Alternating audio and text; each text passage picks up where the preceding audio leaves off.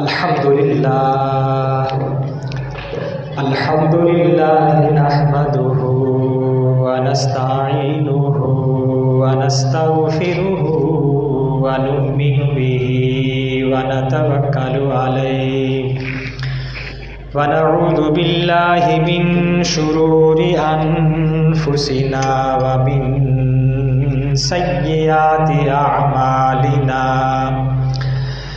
من يهده الله فلا مضل له ومن يضلله فلا هادي له ونشهد أن لا إله إلا الله وحده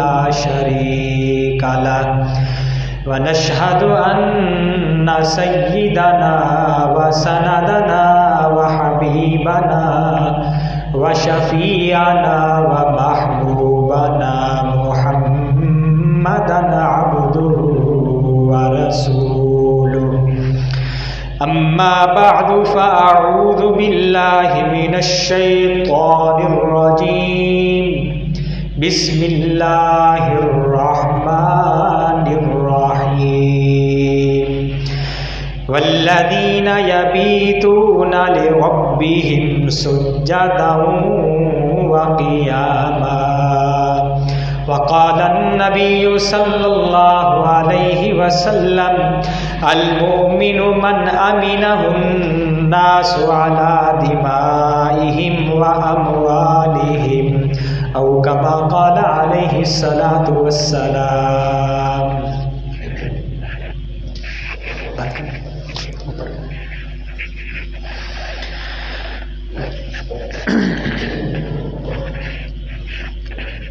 محترم بزرگوں، بھائیوں، گزشتہ جمعہ آپ حضرات کے سامنے رحمان کے بندوں کے اوصاف بیان کیے تھے کہ رحمان کے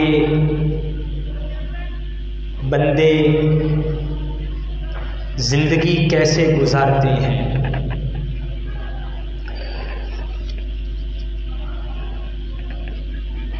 زندگی گزارنے کا طریقہ کیا ہے؟ اللہ تعالیٰ نے مکمل قرآن مجید میں اس کو بیان فرمایا. وَعِبَادُ الرَّحْمَنِ الَّذِينَ يَمْشُونَ عَلَى الْأَرْضِ هَوْنًا وَإِذَا خَاطَبَهُمُ الْجَاهِلُونَ قَالُوا سَلَامًا.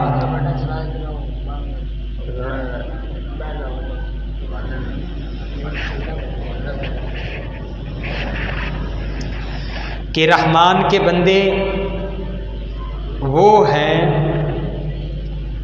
کہ جب زمین پر چلتے ہیں تو تواضع کے ساتھ، عاجزی کے ساتھ چلتے ہیں، اور جب ان کا واسطہ جاہلوں سے پڑتا ہے تو سلام کر کے آگے چل دیتے ہیں. گویا زندگی گزارنے کے طریقے میں پہلی چیز چال ہے کہ ہماری چال، ہمارا چلنا یہ تکبرانہ نہ ہو. اور دوسری چیز ہے قال، ہمارا بول ایسا نہ ہو کہ اگلے آدمی کا دل دکھ جائے. ہمارے بول میں، ہماری زبان میں دعا ہو، سلامتی ہو. وَإِذَا خَاطَبَهُمُ الْجَاهِلُونَ قَالُوا سَلَامًا.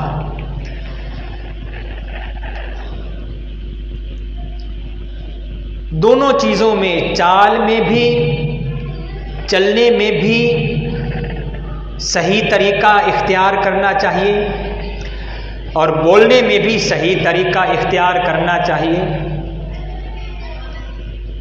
حدیث شریف میں آتا ہے، نبی کریم صلی اللہ علیہ وسلم نے فرمایا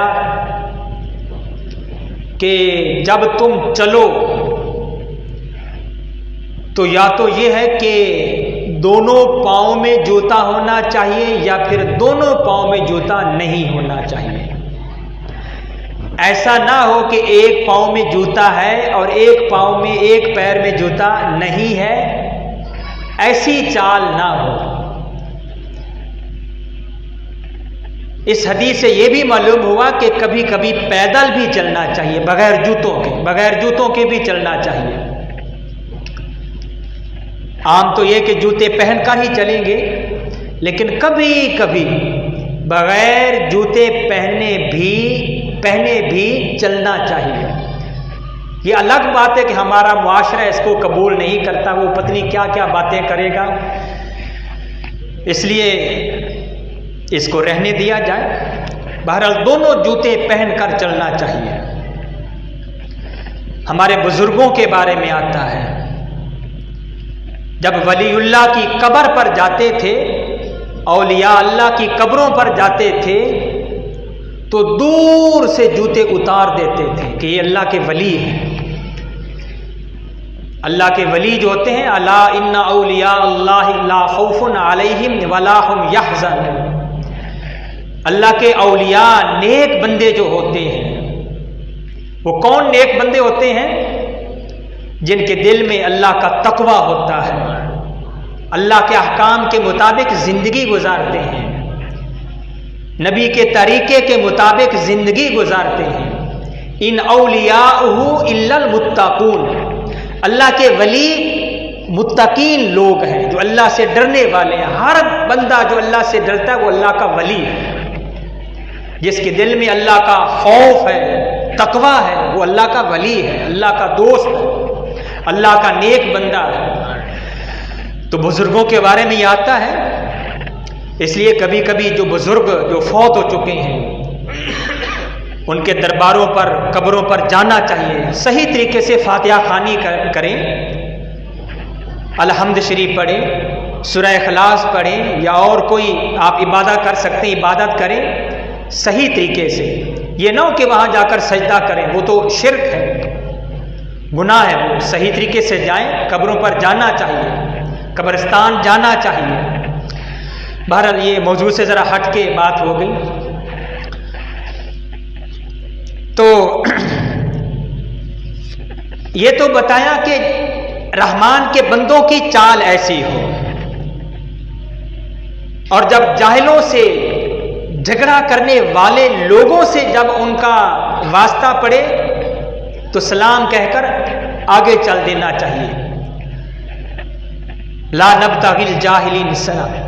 تو اور آگے یہ فرمایا والذین یبیتون لربہم سجدا وقیاما، کہ جب یہ رات گزارنے کے لیے گھر میں جاتے ہیں، یبیتون، یبیت کے الفاظ ہیں، مبیت کہتے ہیں رات گزارنا، رات گھر میں گزاری جاتی ہے. جب یہ رات گزارنے کے لیے گھر میں آرام کرتے ہیں تو اس وقت ان کی کیسی شان ہونی چاہیے. اللہ تعالیٰ فرما رہے ہیں سجدا وقیاما، کبھی سو جاتے ہیں، سو کر پھر اٹھتے ہیں، سجدہ کرتے ہیں، اللہ کے حضور کھڑے ہوتے ہیں. والذین یبیتون لربہم سجدا وقیاما. اس لیے ہم اس پر عمل کرتے جائیں. میں نے آپ کے سامنے پچھلے جمعہ وہ حدیث بیان کی تھی کہ تین ایسی چیزیں ہیں یا تین درجے ہیں کہ جن سے درجات بلند ہوتے ہیں. ان میں سے ایک میں نے آپ کے سامنے یہ بیان کیا تھا، رات کی نماز، تہجد کی نماز پڑھنا. اور ایک حدیث میں اللہ کے نبی نے فرمایا کہ 3 وقت پر، 3 موقعوں پر اللہ تعالیٰ کو ہنسی آتی ہے. ایک میں نے آپ کے سامنے بیان کیا تھا، باقی 2 بھی سن لیجئے. اللہ کو ہنسی کا آنا، اللہ کا مسکرانا، یہ اللہ کی شایان شان ہے، ہماری طرح نہیں، کیونکہ اللہ تعالیٰ بدن سے پاک ہیں، جسم سے پاک ہیں. ایک موقع جب اللہ کو ہنسی آتی ہے وہ ہے میدان حج. حاجی لوگ جب حج کرنے جاتے ہیں تو سر پہ کوئی کپڑا نہیں ہوتا، ٹوپی نہیں ہوتی، گنج کیا ہوتا ہے، اور جوتے بھی وہ نام کے جوتے ہوتے ہیں،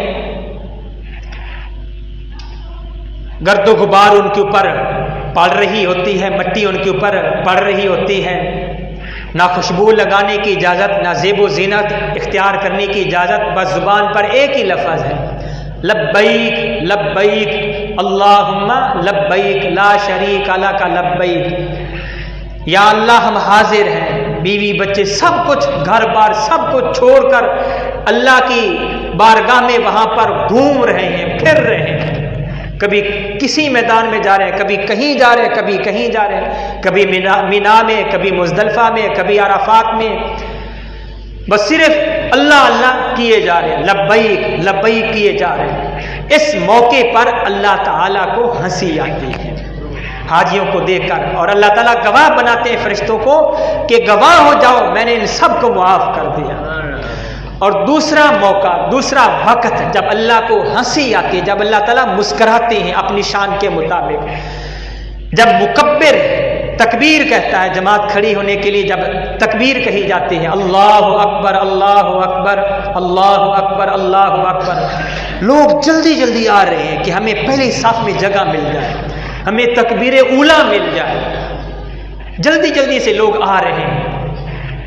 تو حدیث میں آتا ہے کہ اللہ تعالیٰ کو اس وقت بھی ہنسی آتی ہے، اللہ تعالیٰ ایسے بندوں کو دیکھ کر مسکراتے ہیں کہ دیکھو مجھے راضی کرنے کے لیے ایک دوسرے سے آگے بڑھنے کی کوشش کر رہے ہیں۔ ایک یہ موقع ہے، اور تیسرا موقع تھا جب میاں اپنی بیوی کو رات کے وقت اٹھائے، پانی کے چھینٹے مارے، لیکن اس پر آج عمل نہیں کرنا، آج وہ حالات نہیں رہے، ویسے بغیر پانی کے چھینٹے مارنے کے اٹھائیں بیوی کو، ورنہ تو پھر کام خراب ہو جائے گا اگر پانی کے چھینٹے مارے تو، ویسے ہی بیوی کو اٹھایا جائے، بچوں کو اٹھایا جائے کہ اٹھ جاؤ اللہ کی بندی، 2 رکعت نماز تہجد پڑھ لو، اللہ تعالیٰ خوش ہوتے ہیں۔ تو اس وقت بھی جب میاں اپنی بیوی کو یا بیوی اپنے شوہر کو، میاں کو اٹھاتی ہے کہ اٹھو نماز تہجد پڑھو، تو اس وقت بھی اللہ تعالیٰ مسکراتے ہیں۔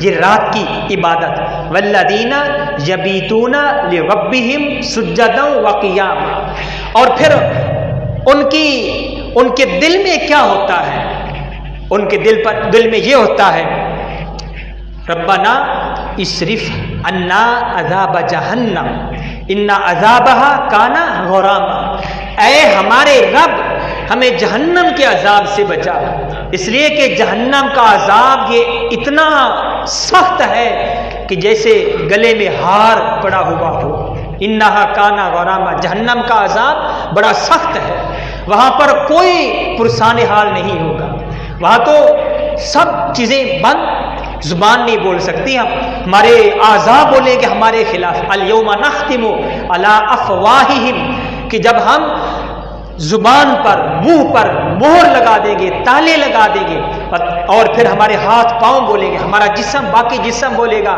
یا اللہ اس نے یہ بھی کیا تھا، یا اللہ اس نے یہ بھی کیا تھا۔ اس لیے وہ اللہ کے بندے جو ہیں، رحمان کے بندے جو ہیں، ان کی شان یہ ہے کہ وہ ان کی زبان پر یہ ہوتا ہے کہ اے اللہ ہمیں جہنم کے عذاب سے بچانا، اس لیے اللہ سے یہ بھی دعا کرنی چاہیے کہ یا اللہ ہمیں جہنم کے عذاب سے بچا۔ مجھے ایک حدیث یاد آئی، میدان محشر میں ایک آدمی کو لایا جائے گا، میدان محشر میں کھڑا ہوگا، اللہ تعالیٰ اس سے فرمائیں گے قریب ہو جا، قریب ہوگا، پھر اللہ تعالیٰ فرمائیں گے اور قریب ہو جا، اور قریب ہوگا، ڈر رہا ہوگا، کانپ رہا ہوگا۔ یہ واقعہ آتا ہے الا من تاب والذین لا یدعون مع اللہ الہا آخر، کہ رحمان کے بندے جو ہیں ان کی شان یہ ہے کہ وہ اللہ کے ساتھ کسی کو شریک نہیں ٹھہراتے، نہ اللہ کی ذات میں کسی کو شریک ٹھہراتے ہیں، نہ اللہ کی صفات میں کسی کو شریک ٹھہراتے ہیں، نہ ہی اللہ کے افعال میں کسی کو شریک ٹھہراتے ہیں۔ اللہ کی ذات تنہا ہے، لامحدود ہے، اس کی کوئی حد نہیں، ہماری حد ہے، ہر چیز کی حد ہے، سوائے اللہ کی ذات کے۔ اللہ کی ذات لا محدود ہے، اس کی کوئی ذات نہیں۔ ہم جہاں پر بھی چلے جائیں، زمین کے تہ میں چلے جائیں، جہاں پر بھی ہم چلے جائیں گے وہاں پر اللہ کو ہم موجود پائیں گے، اللہ کو پائیں گے وہاں پر۔ ہر جگہ اللہ تعالیٰ موجود، اور کوئی ہستی، کوئی ذات ہر جگہ موجود نہیں۔ اور نہ ہی اللہ کی صفات میں اللہ کا کوئی شریک ہے۔ اللہ کی صفات کیا ہے؟ اللہ علم، ہر چیز پر، ہر چیز کو جاننے والا۔ اللہ علیم بذات الصدور، دلوں کے راز کو بھی اللہ تعالیٰ جانتے ہیں۔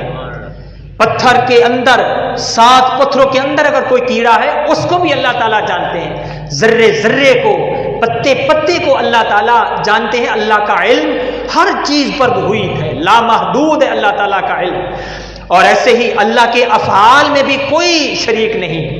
ماں کے پیٹ میں بچے کو کون پالتا ہے؟ پیدا کون کرتا ماں کے پیٹ میں؟ اکیلا اللہ، اور کوئی ایک بھی یہ کام نہیں کر سکتا۔ تو اللہ تعالیٰ ذات میں بھی اکیلا، صفات میں بھی اکیلے، اور افعال میں بھی اکیلے ہیں۔ کوئی ایک بھی اللہ کا شریک نہیں۔ نفع نقصان کے مالک بھی اللہ تعالیٰ ہے۔ قرآن مجید کے الفاظ ہیں، اللہ تعالیٰ فرما رہے ہیں اپنے حبیب سے، قل کہہ دیجئے، اپنے لوگوں سے، اپنے بندوں سے کہہ دیجئے، اپنی امت سے یہ کہہ دیجئے کیا کہ میں نہ تو زر نقصان کا مالک ہوں ولا رشادان، نہ ہی میں نفع کا مالک ہوں۔ نہ میں تمہیں نقصان پہنچا سکتا ہوں، نہ میں تمہیں نفع پہنچا سکتا ہوں۔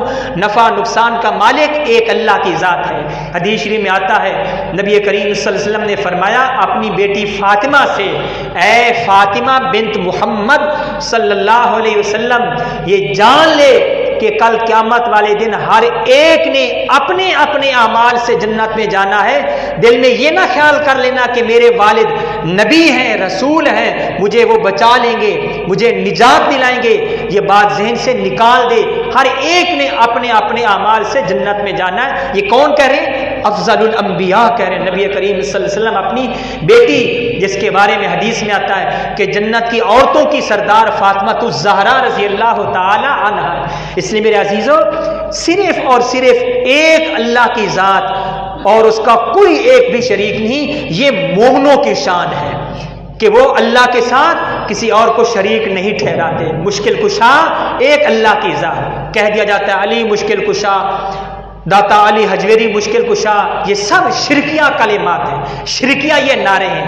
اس سے توبہ اور استغفار کی جائے۔ مشکل کشا، حاجت روا، بگڑی بنانے والا، نفع نقصان کا مالک، اولاد دینے والا، سب کچھ اللہ تعالیٰ کے قبضہ قدرت میں ہے۔ اللہ کا کوئی ایک بھی شریک نہیں ہے۔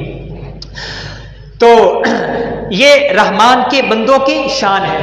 اور ولا یزنون، قرآن مجید کے الفاظ ہیں کہ وہ بدکاری بھی نہیں کرتے، برے کام بھی نہیں کرتے، یہ ان کی شان ہے۔ اگر ہو جائے تو پھر وہ توبہ اور استغفار کرتے ہیں۔ اس وقت میں آپ کو واقعہ حدیث میں سناتا ہوں۔ ایک آدمی میدان محشر میں آئے گا، اللہ تعالیٰ اس سے فرمائیں گے کہ قریب ہو جا، قریب ہوگا، پھر اللہ تعالیٰ فرمائیں گے اور قریب ہو جا، اور قریب ہوگا، وہ کانپ رہا ہوگا، ڈر رہا ہوگا، اس کے دل میں اللہ کا خوف ہوگا کہ آج میری خیر نہیں۔ حدیث میں آتا ہے کہ اتنا زیادہ اللہ کے قریب ہو جائے گا کہ کانوں میں آہستہ آہستہ بات چیت ہوگی، گفتگو ہوگی، کلام ہوگی، کانوں کے اندر آہستہ آہستہ بات ہوگی۔ اللہ تعالیٰ اس سے فرمائیں گے کہ تو نے یہ حرکت کی تھی، تو نے یہ گناہ کیا تھا۔ چھوٹے چھوٹے گناہ اللہ تعالیٰ اس کو یاد کروائیں گے۔ اس کے سامنے اللہ تعالیٰ ان چھوٹے چھوٹے گناہوں کا ذکر کریں گے۔ وہ اب ڈر رہا ہوگا اور اللہ تعالیٰ فرمائیں گے یہ گناہ کیوں کیا تھا، یہ حرکت کیوں کی تھی؟ وہ کہے گا یا اللہ بس اپنی بدبختی کی وجہ سے، اپنی بدبختی سے یہ میں نے گناہ کیا تھا۔ اللہ تعالیٰ فرمائیں گے کہ یہ جتنے بھی تیرے گناہ ہیں جو اللہ نے اس وقت اس کو جو یاد کروائیں گے، ذکر کریں گے اللہ تعالیٰ تو سب کچھ جانتے ہیں۔ اللہ تعالیٰ فرمائیں گے میں ان سارے گناہوں کو نیکیوں سے بدلتا ہوں، سارے گناہوں کو نیکیوں سے بدلتا ہوں۔ اب وہ یکدم وہ پہلی اور واقعہ تھا، اب اور قصہ بن گیا، معاملہ بن گیا۔ اب حدیث میں آتا ہے وہ یہ کہے گا یا اللہ میرا ایک اور بھی گناہ تھا، बड़ा गुनाह, वो तो आपने मेरे सामने जिक्र ही नहीं किया। अल्लाह ताला फरमाएंगे चलो मैंने उसको भी नेकी के साथ बदल दिया। वो कहेगा या अल्लाह इससे भी बड़ा एक गुनाह था, वो भी आपने मेरे सामने जिक्र नहीं किया। जो जो वो गुनाह जिक्र करता जाएगा अल्लाह ताला उसके सारे गुनाहों को नेकियों से बदलते जाएंगे। ये अल्लाह की रहमत देखें। इसलिए हमें भी कुछ करना चाहिए, अल्लाह के आगे झुकें, अपने आप को गुनाहों से महफूज रखें। हमारा पूरा जिस्म, हमारी जुबान, हदीस में आता है, हदीस के अल्फाज हैं, आपने फरमाया अल मोमिन, मोमिन कौन है? मन आमिनहुन नास, कि जिससे लोग मुतमइन हो जाएं, अला दिमाइहिम व अमवालिहिम, लोगों को ये इत्मीनान हो कि इस आदमी से मुझे ना तो कोई जानी नुकसान का खतरा है, ना ही मुझे कोई इज्जत का खतरा है। ऐसे हम बने, ऐसे फरमाया ये मोमिन है। मोमिन को कैसा होना चाहिए कि लोग उससे बिल्कुल मुतमइन हो जाएं, ना उनको अपनी जान की कोई उससे परवाह हो कि हमें इससे कोई जान का खतरा नहीं है, और ना ही अपनी इज्जत की कोई परवाह कि हमारी इज्जत भी इससे महफूज है। तो फरमाया ये मोमिन है, ऐसा मोमिन होना चाहिए। अगर ऐसा नहीं तो फिर हमें सोचना चाहिए कि आया हमसे लोग जिनको हम मिलते हैं, क्या वो हमसे ये तवक्को रखते हैं, हमसे मुतमइन है या नहीं है? जैसे वो हदीस आती अल मुस्लिमु मन सलिम अल मुस्लिमून मिन लिसानिही व यदी, आपने फरमाया मुसलमान कौन है? मुसलमान वो है कि जिससे लोग महफूज हो, मुसलमान महफूज हो उसकी जुबान से और उसके हाथ पांव से लोग महफूज हो। आज हमारी जुबान महफूज नहीं है, आज हमारे हाथ महफूज नहीं है। अब ये दूसरी, पहली जो हदीस मैंने आपके सामने पढ़ी मन आमिनहुन नास, उसमें अन्नास का लफ्ज है, उसमें मुसलमान इस्लाम की भी शर्त नहीं है कि चाहे मुसलमान हो या गैर मुस्लिम हो, गैर मुस्लिम भी, काफिर भी हमसे मुतमइन हो जाए। ये हदीस के अल्फाज हैं। तो इसलिए हमें ऐसी हमारी शान होनी चाहिए कि लोग हमसे बिल्कुल मुतमइन हो जाए, लोगों को हमसे कोई खतरा ना हो। तो मेरे अजीजों, हमने इन पर अमल करना है, ऐसी हमारी शान होनी चाहिए। ये रहमान के बंदों की ऐसी शान होनी चाहिए। वला यदऊना मअल्लाहि इलाहन आखरा वला यज़लून, कि अगर इनसे कोई गुनाह हो भी जाए तो फिर अल्लाह के हुजूर वो तौबा करते हैं। हदीस में नबी करीम सल्लल्लाहु अलैहि वसल्लम ने फरमाया, लोगों तुम गुनाह करते करते थक जाओगे, लेकिन मेरा रब तुम्हें माफ करते करते नहीं थकेगा।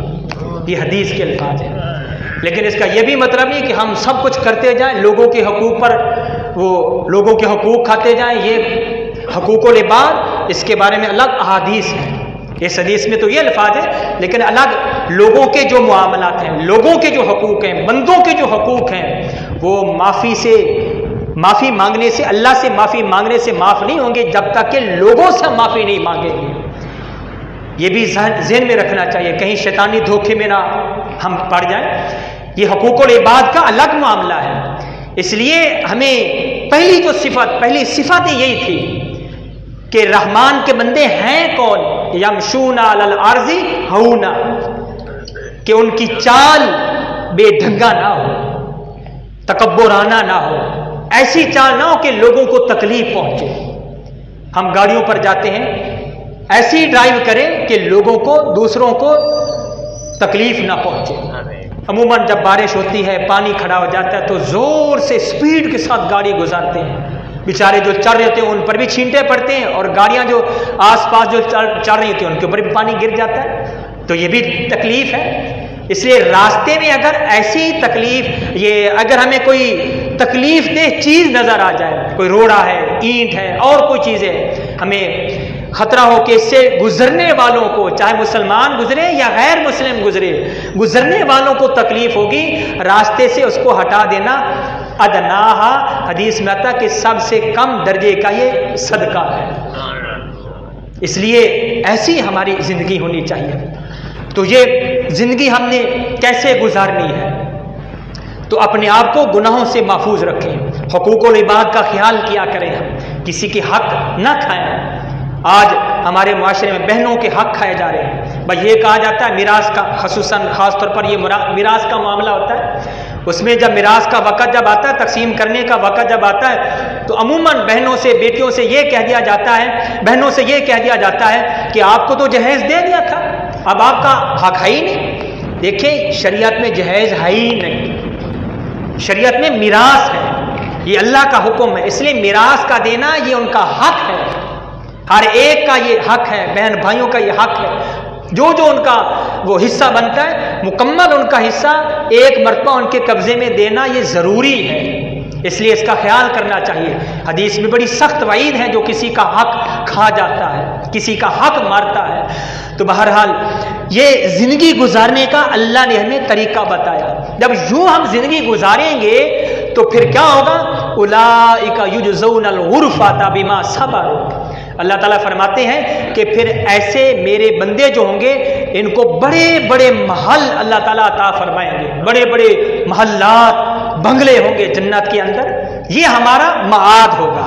شروع میں نے آپ کو یہ بتایا تھا کہ 3 وہ چیزیں ہیں. ایک ابتدا کہاں سے ہوتی ہے؟ اللہ کی ذات سے.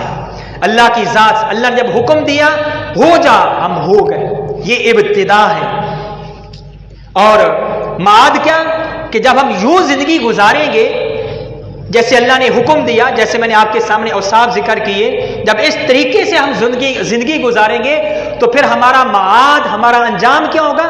یجزون الغرفۃ بما صبروا، کہ ہمیں اللہ تعالیٰ بڑے بڑے انعامات سے، محلات سے، باغات سے نوازیں گے. اور درمیانی کیا ہے؟ وہ زندگی کیسے گزارنی ہے، تو یہ میں نے آپ کے سامنے ذکر کیا. تو اللہ تعالیٰ ہمیں ان صفات پر عمل کرنے کی توفیق عطا فرمائے. تو یہ رحمان کے بندوں کے وہ اوصاف تھے.